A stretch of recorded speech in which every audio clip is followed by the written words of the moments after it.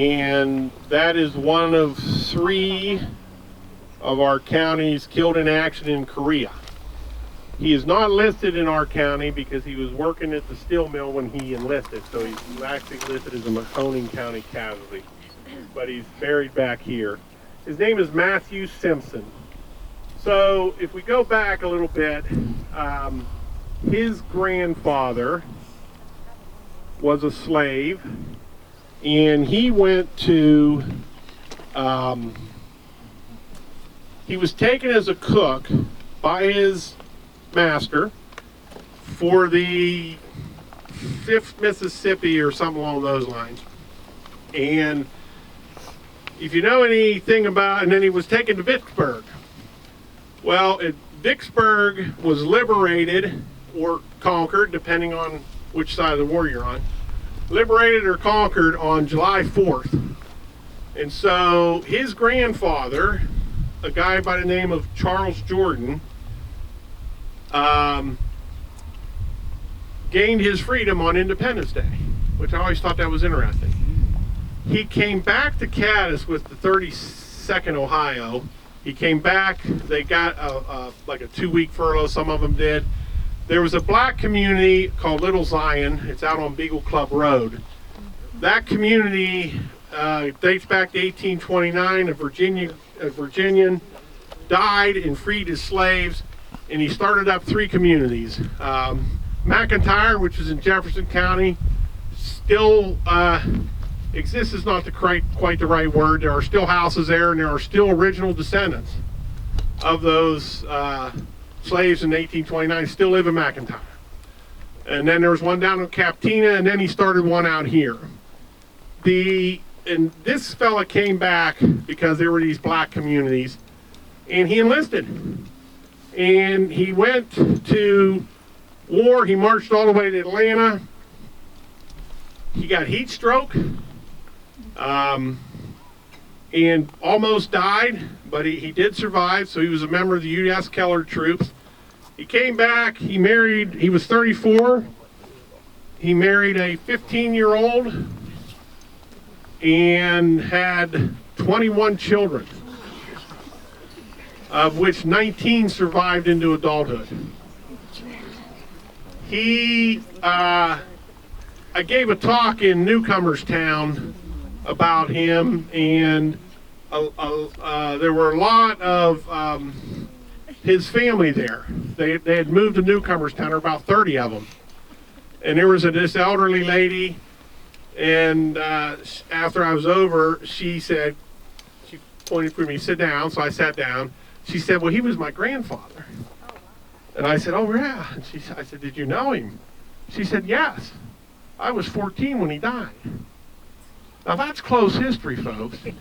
I talked to a lady who knew a former slave, which is really cool. So I talked to her a little bit, and she was scared to death of him. Because by the time she knew him, he had some senility issues. He was rough and gruff. But her grandmother, Minnie, was a wonderful person. So Matthew, one of Charles Jordan's daughters, married a Simpson, and then Matthew is their child. So a guy that was born in 1840 had a grandson who was a veteran in the Korean War. Because obviously if you start having kids at 36 and you have 19 of them, you're having them when you're pretty old, right? I mean, just if we do the math there, even if it's one a year, you're in almost 60. But so at any rate, I published this story about Charles Jordan, and there was something really interesting happened. I got a contact from the historian for the 5th Mississippi, and he said, I wanted to thank you for uncovering that wonderful story about one of the 5th Mississippi's veterans.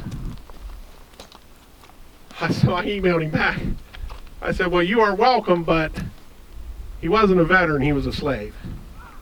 I mean, you can rewrite history all you want. He was a slave. He was taken as a slave, he was made to cook, and he was freed.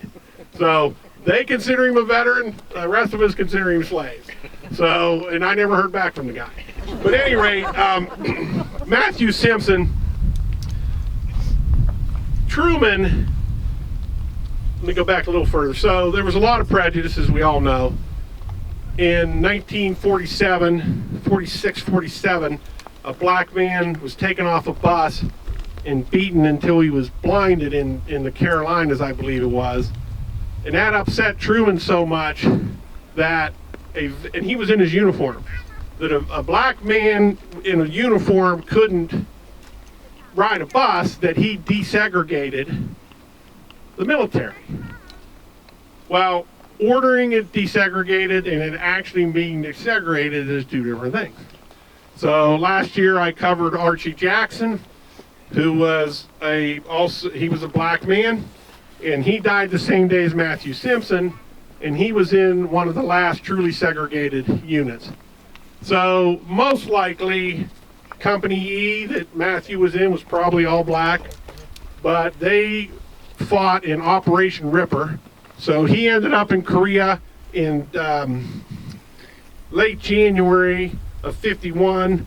Operation Ripper was to take back Seoul. So what had happened was MacArthur, Seoul was captured, MacArthur freed it, drove all the way up to almost the Chinese border, and then the Chinese entered the war. Then he got driven all the way back down, and Seoul was captured again. So General Ridgway had decided that, he developed this plan called Operation Ripper. It started on March 6th, and he was killed on March 8th, 2 days into his first battle. His entire unit was killed. So it wasn't just him. It was mountainous terrain, it was cold. We don't know exactly what happened, but he was killed, and he was brought back, and he was buried.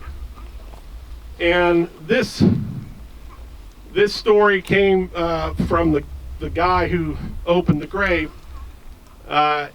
He said that his aunt, they lowered the casket, and his aunt was very emotional, and she said, "Lord, Lord, why couldn't you take me?" And she fell in the hole.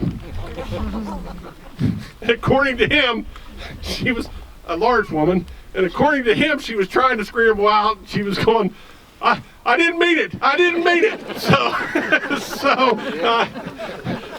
I'm pretty sure that's a true story. I don't know that for sure, but it sounds like very plausible. So, at any rate, somewhere up there I got another lantern. I can't even see it. Must be behind that. Okay, I can't see it. So we'll head up this road a little bit, and then we got two more quick ones.